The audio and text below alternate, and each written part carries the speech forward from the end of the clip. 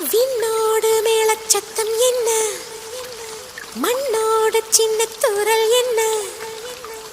எங்கேதான் சென்றாயோ இப்போது வந்தாயோ, சொல்லாமல் வந்தது போல் இல்லாமல் போவாயோ, தப்பாமல் மீண்டும் சந்திப்பாயோ,